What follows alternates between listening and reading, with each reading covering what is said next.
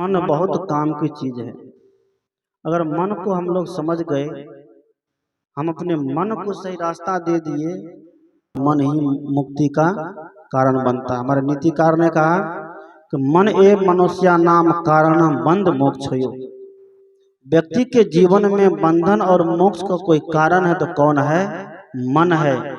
मन को जो व्यक्ति साधन कर लिया, मन को जो व्यक्ति ज्ञान और ध्यान में लगा लिया, ज्ञान ध्यान में लगा करके जो अपने आत्मा अनुसंधान कर लिया, फिर वह व्यक्ति का दुनिया से बेड़ा क्या होता है? पार हो जाता है। धोना था मन भूल गया, और धोता रहा तन मलमल के, और घर का ईश्वर भूल गया और तीर्थ करता चल चल के। मन को धोना था, लेकिन धोने किसको लग गए? तन को धोने लग गए। तन को भी धोना जरूरी है, स्नान करा देना जरूरी है, कपड़ा पहनाना जरूरी है, कपड़ा को भी साफ रखना जरूरी है। सदगुरु कहते हैं कि ये करते करते आपको मन को भी धोना पड़ेगा, मन को भी झाड़ू लगाना पड़ेगा। कुछ भजन में सुने हैं, संत ने लिखा है कि तुमने आंगन नहीं बुहारा, कैसे आएंगे बागवान। आंगन में दर झाड़ू लगाते हैं, लेकिन कभी कभी जैसे रोज रोज आंगन में झाड़ू लगाते हैं तब पर भी गंदा गिर जाता है। पतझड़ के मौसम में तो ज्यादा ही गिरता है। तो उसी तरह मन में भी झाड़ू लगाना है। ज्ञान के झाड़ू है, धर्म के झाड़ू है, सेवा और समर्पण के झाड़ू है, भक्ति की झाड़ू है। इन झाड़ुओं से मन को भी साफ करना चाहिए। जब मन साफ होता है तब क्या कहते हैं कि मन है चंगा तो कटौती में गंगा।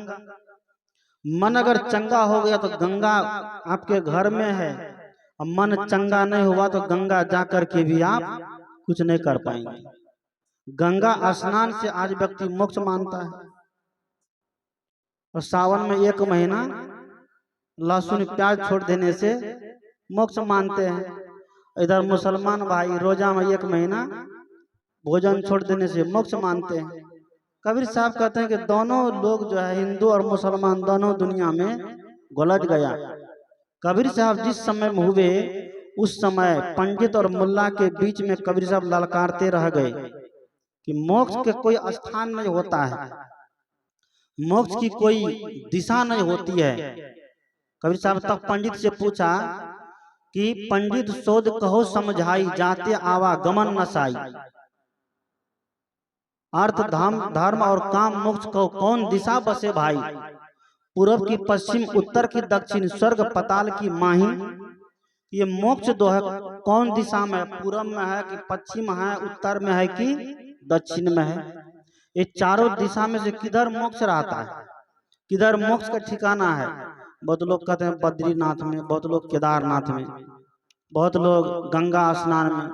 इन जगहों में मोक्ष मानते हैं। सदगुरु कबीर का कोई बाह्य ईश्वर नहीं है। सदगुरु कबीर कभी अवतारवाद का श्रेय नहीं दिया।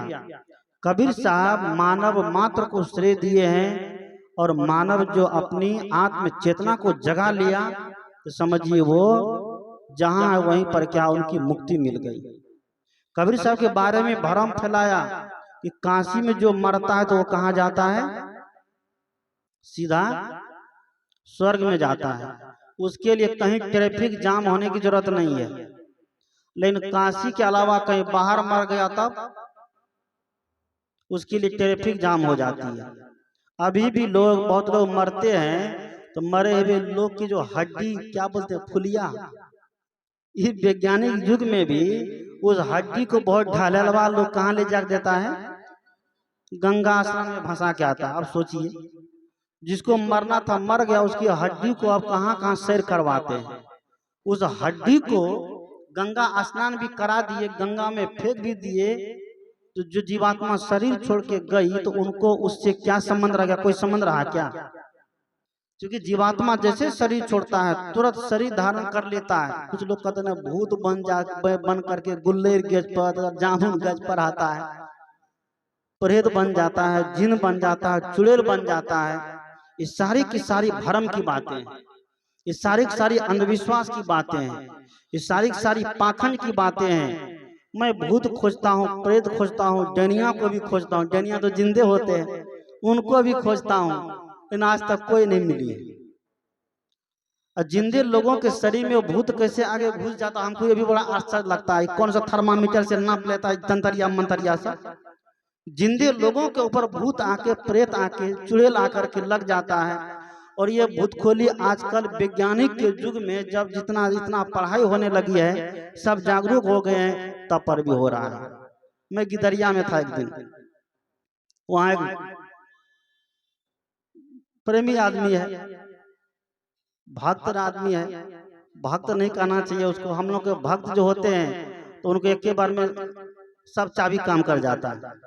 प्रेमी आदमी है तो वहां बैठे हुए थे, बैठते बैठते कहा बाबा ये डीहे खराब है। क्या है? ये डीहे खराब है, यहाँ पर जब से आए तब से कोई न कोई उड़ी बिड़ी लगले रहता। मैंने कहा कि देखो माता जी ऐसा करो, ये कितना होगा, जितना है नाप करके मुझे दे दो, मैं तुमको घर बनाने के लिए अपनी जमीन दे देता हूँ। यहाँ पर मैं कुटी बना लेता हूँ, अकेले रहूंगा, देखता हूँ कि कौन हमरे ऊपर तंत्र मंत्र अड़ोसी पड़ोसी घोघा पसंद करता है। खूब जोर जोर से बोले। हम सोचे कहीं अगर बगल में होगा तो निकल कहा है कि हमरे ऊपर भी कुछ करेगी, लेकिन कोई कुछ नहीं किया। इसलिए ये सारी की सारी भ्रम वाली बातें हैं। जब तक आत्मबोध नहीं होगा तब तक इन भ्रम में हम पड़े रहेंगे।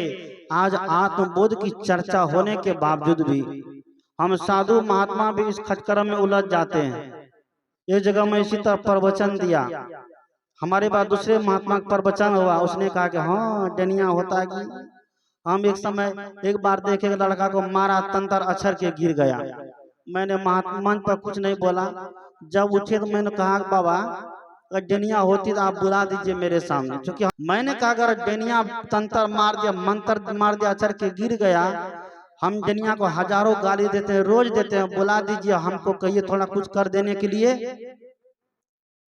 तब बेचारा चुप हो गया। तब वो चुप हो गया, कोई जवाब नहीं दिया, क्योंकि उसके पास और कोई जवाब नहीं, केवल जनता को गुमराह करना है। धर्म के नाम पर पब्लिसिटी कैसे बढ़ाना है, पब्लिसिटी हमारी कैसे बढ़ेगी, क्योंकि जनताओं की दौड़ आज उसी की तरफ है। सत्य बोलिए तो सत्य की तरफ आज कोई आपका साथ देने वाला नहीं। कबीर साहब ने आज से 650 वर्ष पहले कह चुकी है, आज की बात नहीं है। क्या कि साच कहो तो मारन धावे झूठे जग पतियाना, नेमी देखा धर्मी देखा अपराध करे स्नाना।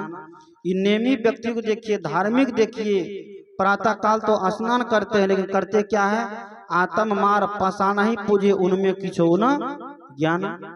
ये जीवित प्राणी को मार करके पत्थर के सामने भोग लगाते हैं ना? जीवित प्राणी को मार करके पत्थर के सामने भोग लगाते हैं। हमारे हिंदू लोग भी इसमें कम नहीं है। हम मुसलमान को गाली देते हैं तो मुसलमान लोग बकरीद में क्या करते हैं, पूरा एकदम कत्ल मचा देते हैं। तो हिंदू क्या उससे कम है?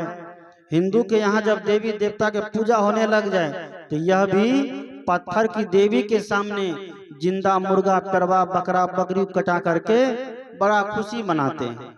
कबीर साहब ने कहा कि जीव धर्म करे जहाँ जीव बदल तो अकर्म करे मोरे भाई, जो तोहरा को ब्राह्मण कहिए तो काको कहिए कसाई। एक तरफ ब्राह्मण को लिया, दूसरी तरफ मुल्ला को भी लिया, मुल्ला को भी नहीं छोड़े, उनको भी रगड़ दिए, उनको भी कबीर साहब रगड़ दिए, उनको भी नहीं छोड़े। हिंदू की दया मेहर तुरुकन की, दोनों घट से त्यागी, ये हलाल वही झटका मारे आग दोनों घर लागी।